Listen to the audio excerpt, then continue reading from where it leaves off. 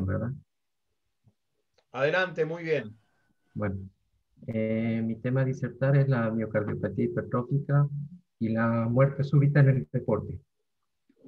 Bueno, vamos a comenzar un poco con la historia. Se menciona que la primera persona en sufrir una muerte súbita, aparentemente no estudiada, pero que la sufrió, es Filipides en la antigua Grecia, mientras realizaba una carrera de unos 40 kilómetros que separa la maratón de Atenas.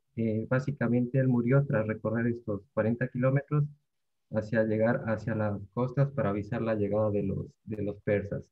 Tras eso murió.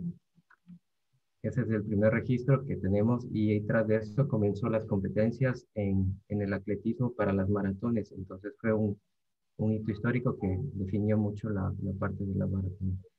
Bueno, en lo que es la definición de la muerte súbita se considera que es una muerte no traumática, que es no violenta, que se ocurre en el transcurso de la primera hora o en el transcurso de las 24 horas posteriores a la actividad deportiva. Sí, en la muerte súbita básicamente puede ser de comenzada los síntomas, ¿no? En el 80% de los pacientes, muchos de ellos sí presentan síntomas previos a la muerte súbita, muchos de ellos son inespecíficos. El 14.6% de los atletas sobrevive a una muerte súbita. Tenemos que hay una incidencia del 0.5 a 2 por cada 100.000 atletas por año. Su prevalencia es desconocida porque las tablas y la epidemiología de cada país varía dependiendo de cada deporte y cada registro que se tiene sobre una muerte súbita.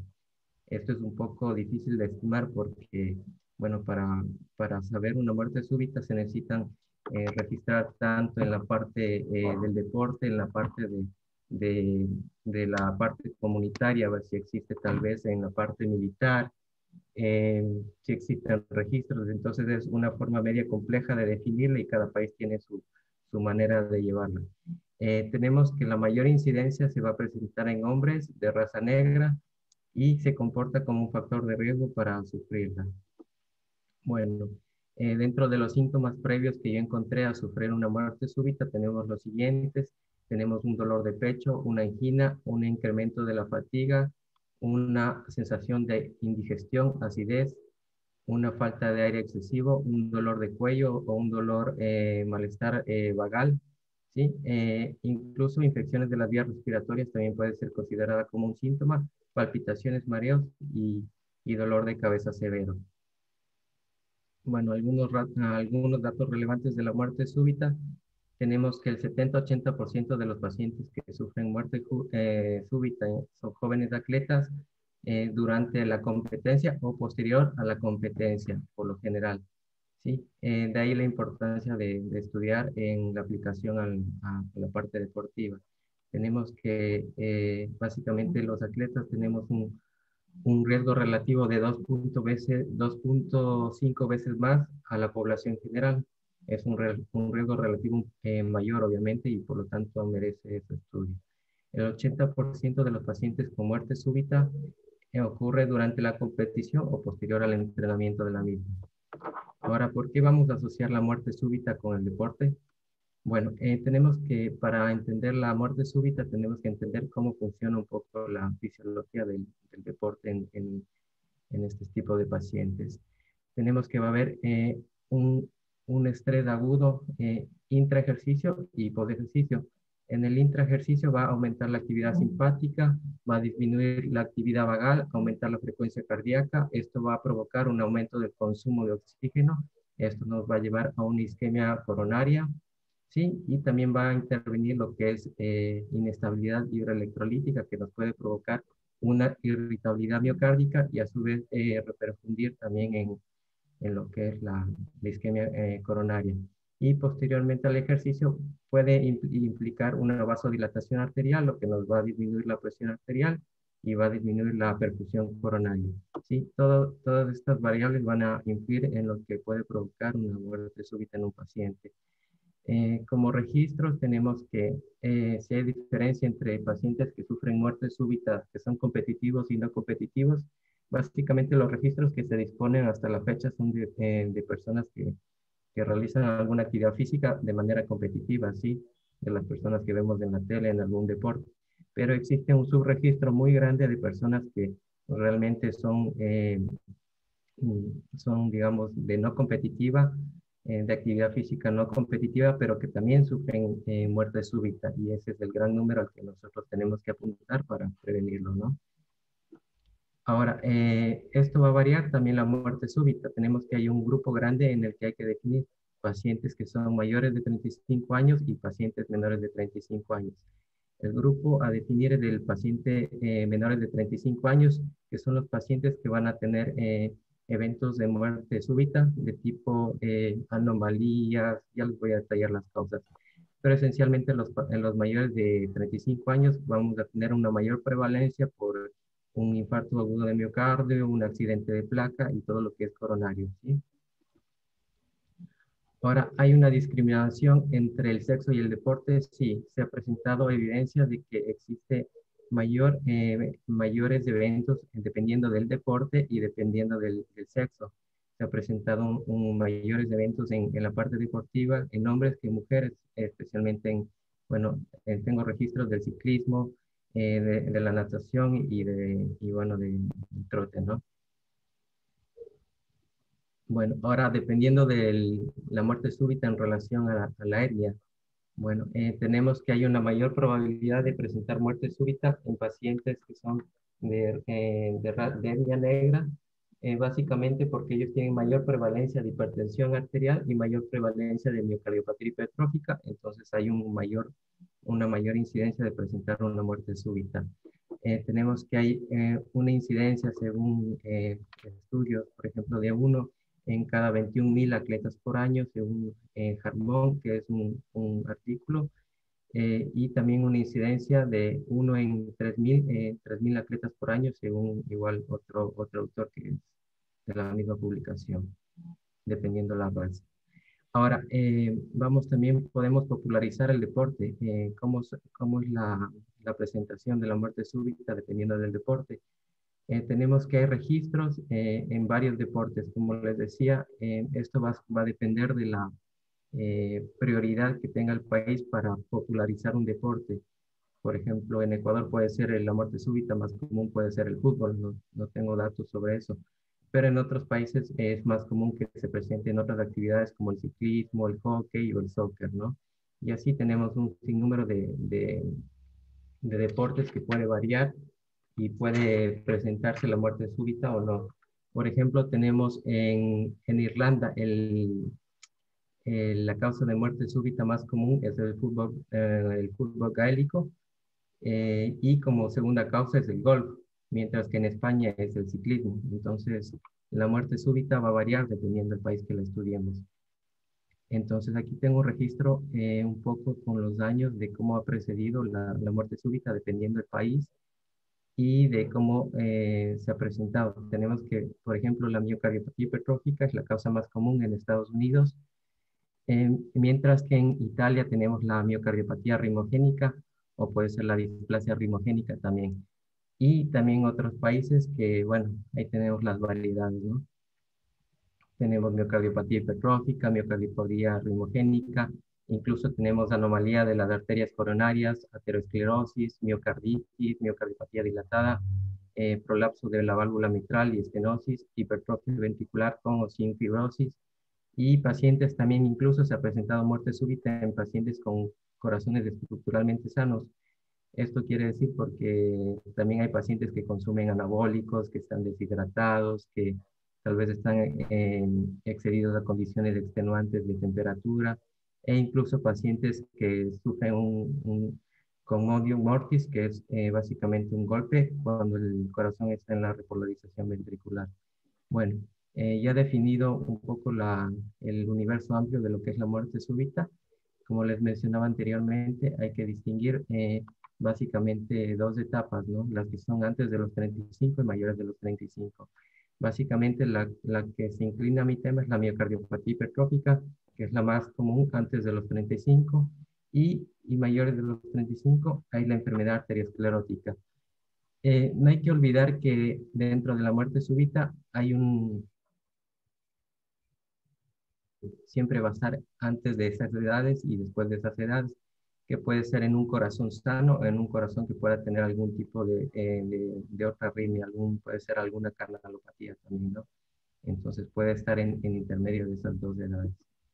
Bueno, dentro de las causas de muerte súbita tenemos que son varias, como les mencionaba, las que se presentan en pacientes con anomalías estructurales. Tenemos la miocardiopatía hipertrófica, la más común, y la que pondera, la miocardiopatía rimogénica, la miocardiopatía dilatada, anomalía de las arterias coronarias, el síndrome de Marfan, estenosis aórtica, el prolapso valvular, y dentro de las anomalías eléctricas, es decir, de la conducción, tenemos otras que pueden provocar muerte súbita, el Parkinson-White, el síndrome de QT largo, corto o largo, el síndrome de Brugada, la taquicardia ventricular, la fibrilación, el QT corto, y anomalías adquiridas pueden ser miocarditis por una postinfección, postrauma, lo que les decía, el congium mortis, el trauma cerrado, ¿sí? Una disección aórtica, incluso tóxicas por exceso de drogas y otras variables, ¿no?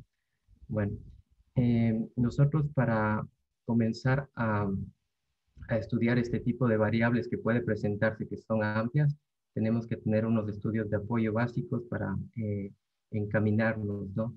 El protocolo de examen depende de cada país y de cada región. Básicamente, el que se define que debe ser utilizado con mayor frecuencia son un historial médico básico, un examen físico básico y un electrocardiograma básico, ¿sí? Nosotros acá en Argentina, aparte de utilizar estas variables anteriores, también utilizamos otras pruebas diagnósticas como son la ergometría y un ecocardiograma.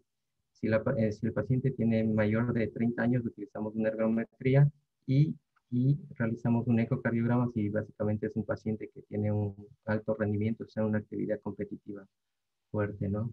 Ahora, ¿en quiénes nosotros indicaríamos algo más? Nosotros indicaríamos un poco más o indagaríamos un poco más si el paciente en el momento de la historia clínica nos menciona otras variables. Por ejemplo, nos puede mencionar que tiene disnea o dolor o que ha presentado síncope o simplemente que es una paciente hipertensa o con algún síntoma o algún antecedente de soplo cardíaco o alguna valvulopatía. Nosotros obviamente no nos vamos a quedar cortos con hacerle solo un electro, tenemos que indagar un poco más y hacerle tal vez por ahí una prueba de esfuerzo, un eco o algo adicional, ¿no? Ahora, en el examen físico nosotros también nos podemos orientar. Si escuchamos un ruido anómalo como un soplo, tenemos que es un paciente que tiene un perfil marfanoide, es decir, un paciente flaco que tiene básicamente ya un genotipo definido, una simetría, si encontramos que no encontramos los pulsos presentes, o simplemente que ya es hipertenso con alguna arritmia, ya tenemos que estudiarlo de otra manera, ¿no? E incluso si en el historial, esto es una de las cosas más importantes, recabar si el paciente tuvo un antecedente familiar previo de una muerte súbita o directo, es directamente ya algo que nos lleva a estudiarlo por completo, ¿sí? Ahora, si encontramos en el electrocardiograma ciertas variables, nos pueden llegar a sospechar, hay variables que son normales y variables que no son anormales dentro de un electrocardiograma. Pero si nosotros básicamente encontramos una arritmia, hay que estudiarla. Si encontramos un bloqueo completo, hay que estudiarlo. Si encontramos un crecimiento auricular, hay que estudiarlo. Si encontramos ondas negativas, hay que estudiarlo. Si encontramos una desviación o un ensanchamiento del QRS, hay que estudiarlo. O básicamente una prolongación o acortamiento del QT. ¿Sí? Y lo que es obviamente el supra o infra del nivel del UCT, ¿no? Bueno, ¿qué recomendaciones nos dicen para la evaluación precompetitiva? Tenemos que existen varias. Aparte de las mencionadas, tenemos que si ya tenemos alguna de estas que ya se sale de rango, tenemos que estudiarla. Si tenemos la presencia de uno o más datos positivos en el interrogatorio o el examen físico, se solicitarán estudios complementarios necesarios independientemente de lo sugerido por las recomendaciones anteriores. Entonces tenemos evidencia que nos avala para pedir y solicitar estudios adicionales. Ahora que podemos solicitar, por ejemplo, en una ergometría, podemos solicitar en personas mayores de 40 años, como les mencionaba, en personas de 30 y 40 años, si tienen un factor de riesgo cardiovascular, diabetes, hipertensión y todo eso, tenemos que pensar al paciente y englobarlo en una idea, ¿no? Antecedentes de muerte súbita, ¿sí? Y básicamente en el ecocardiograma, en deportistas de alto rendimiento, o si ya lo sospechamos anteriormente, ¿no? Bueno, bueno, la sospecha de miocardiopatía hipertrófica por lo general sigue apareciendo, perdón, sigue la aparición de síntomas o un evento cardíaco, pero también puede sugerir el reconocimiento de un soplo cardíaco en el electrocardiograma de 12 derivaciones anormal durante el examen deportivo de rutina o previos a la participación. Estudios de análisis genéticos también son importantes en este tipo de pacientes. En pacientes con miocardiopatía hipertrófica tenemos que muchos de ellos ya van a presentar síntomas, ¿no? Muchos de ellos pueden ser que tengan un soplo, tengan antecedentes de síncopes, ¿sí? Antecedentes de mareos, ¿sí? Entonces, siempre hay que sospechar al paciente también dependiendo de la sintomatología previa. Bueno, ¿qué es la miocardiopatía hipertrófica? Es una cardiopatía de origen genético, es la más común en la población génica y considerada la causa de muerte súbita. Desde el punto de vista epidemiológico, se ha descrito una incidencia, como les mencionaba, de 1 en 500 en pacientes normales y una prevalencia del 0.2%, tanto en atletas profesionales como amateurs, y se produce una muerte súbita en 1 en cada 50.000 personas en deportistas cada año, ¿no? Bueno, bueno, nosotros también se caracteriza por la miocardia hipertrófica, se caracteriza por un crecimiento del corazón. Este crecimiento va a ser un crecimiento concéntrico, básicamente, que no se justifique por otra cosa, es decir, que no haya una estenosis aórtica, que no haya una hipertensión arterial que lo esté justificando.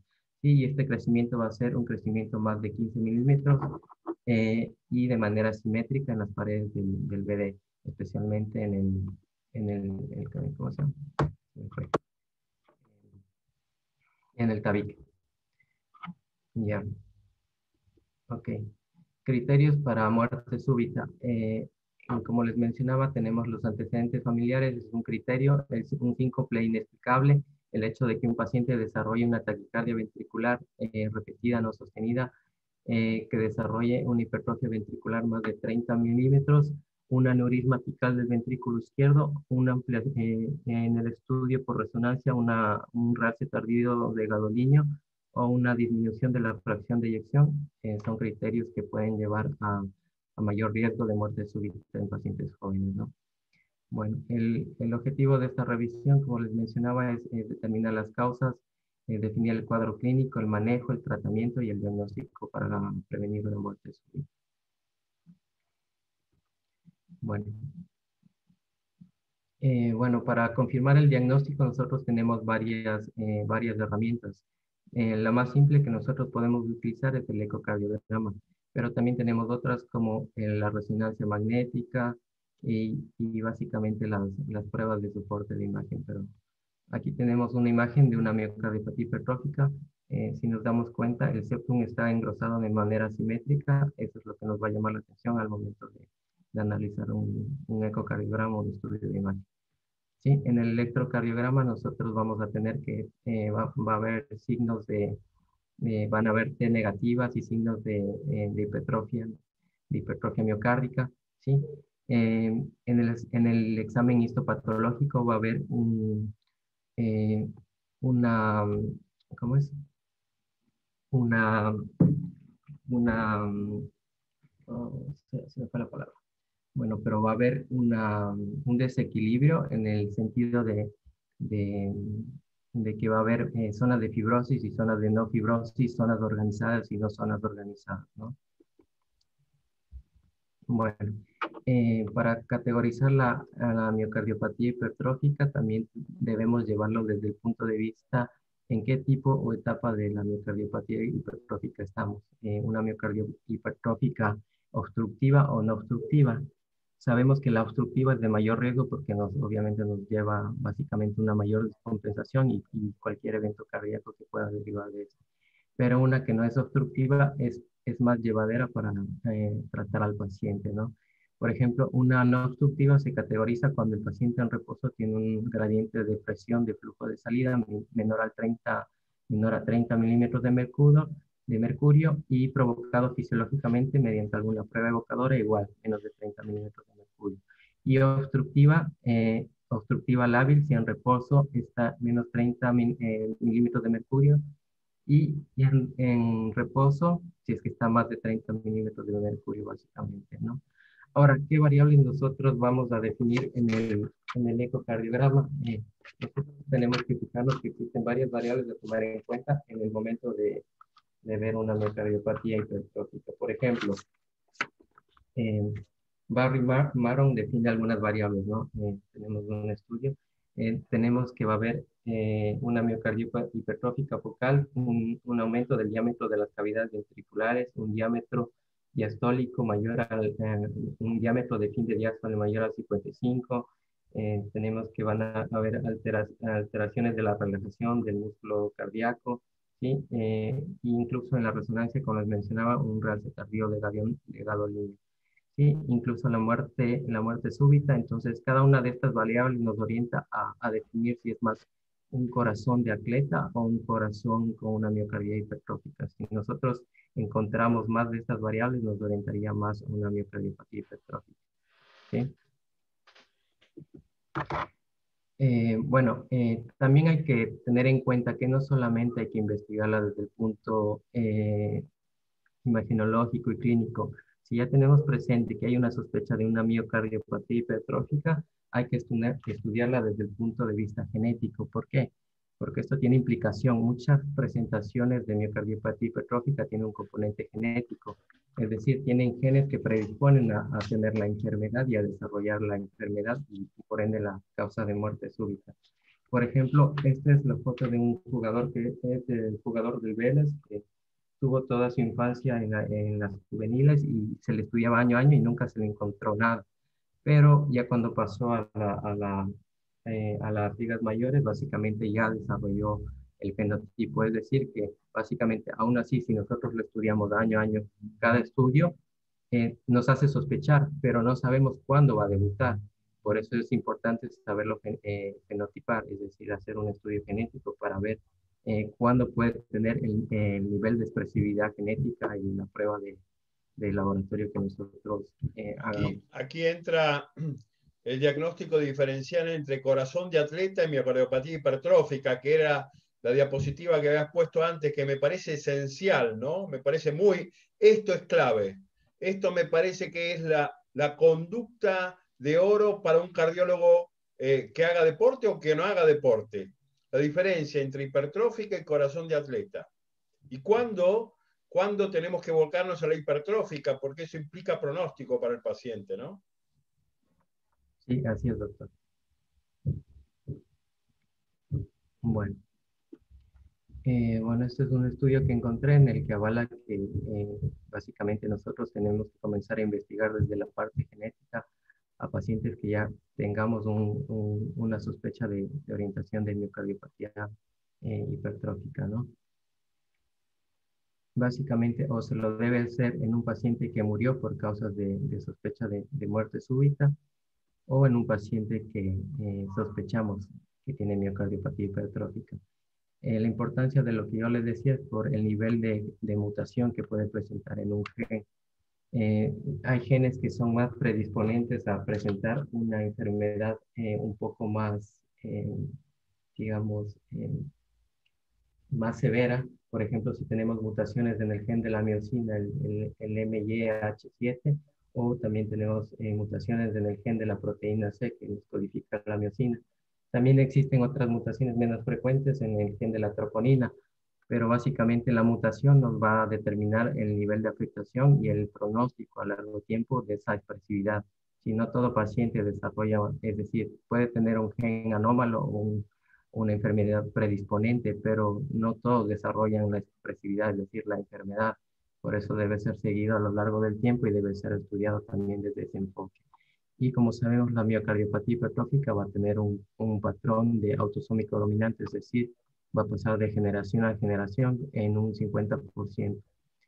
Bueno, dentro de lo que es la evidencia, igual nos recomienda que debemos estudiarlo de manera genética, debe haber un asesoramiento genético si encontramos ya que hay causas de alguien que murió con muerte súbita, debemos de estudiar a los familiares en primer grado. Igual si ya el paciente ya tuvo un antecedente de una taquicardia ventricular o está con una FEI deprimida o alguna mutación importante, ya debemos considerar otras alternativas terapéuticas como tener presente un CDI, porque básicamente va a desembocar en la muerte de ese paciente, ¿sí?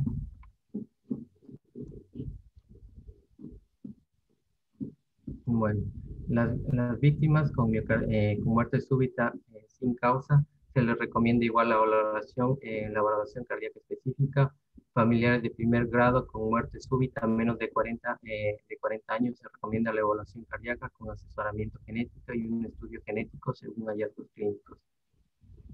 Bueno, el tratamiento en los pacientes con miocardiopatía hipertrófica va a ser utilizar inotrópicos negativos.